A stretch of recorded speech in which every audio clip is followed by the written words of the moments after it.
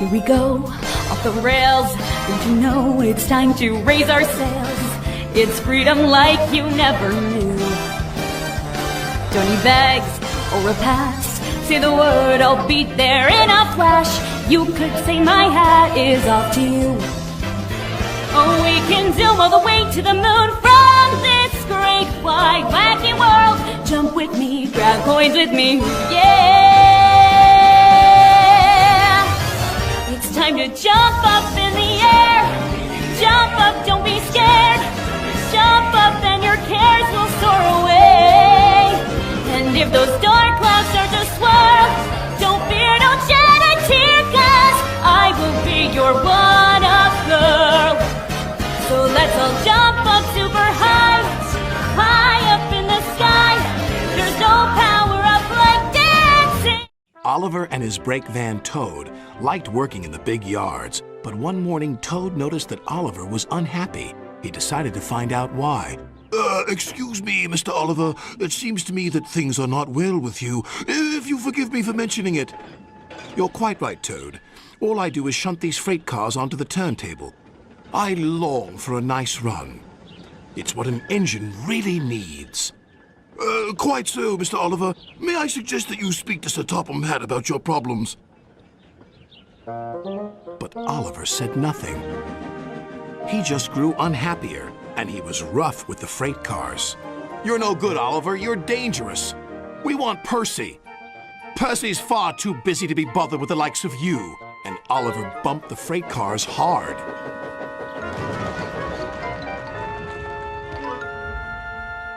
You silly engine, shouted a workman. It'll take a long time to repair this turntable, which will cause confusion and delay. That night, Sir Topham Hatt arrived. Oliver, you have caused confusion. I thought you could control freight cars. You shall work the mail train for a while. Maybe the night air will clear your smoke box. Yes, sir. Sorry, sir, said Oliver sadly. Cheer up, old chap, said his driver. The mail train run is a grand run for a fine engine like you. Oliver smiled, but he still felt he had let everyone down. His driver took them along the coastal run with the mail train. The fresh air couldn't help but brighten Oliver's spirits.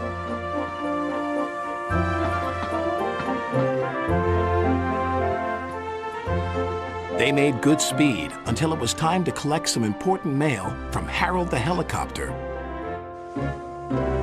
Come on, Harold! At last, Harold landed. Sorry I'm late, Great Western. Had a bit of a problem with one of my arms. Kept letting me down when I was meant to be up. You know how it is.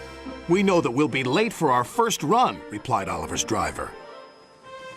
Soon they were on their way again. Ahead was a red signal light. Oliver didn't realize that the signalman had dozed off. Oliver whistled several times, but the signal stayed red. There must be something wrong with that signal. We'll go slowly and stop by the signal box, said his driver.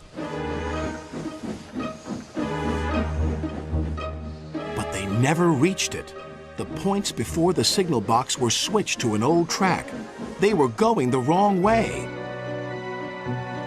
Oliver's fireman was concerned. We need to find a water tower soon. Instead, they saw an old station. Disaster lay ahead.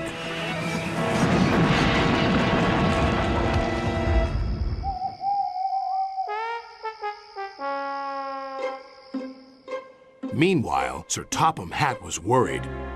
Oliver has not returned. We'll send out a search party. Soon he was high in the sky with Harold.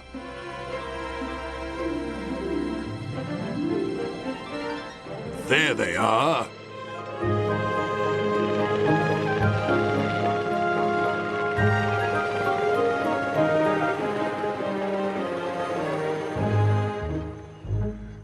It wasn't Oliver's fault, sighed the driver. I'm aware of that. I'm just glad to see you are all safe.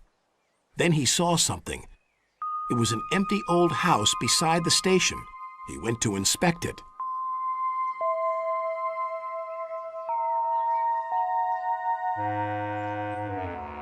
When he returned, he spoke to Oliver.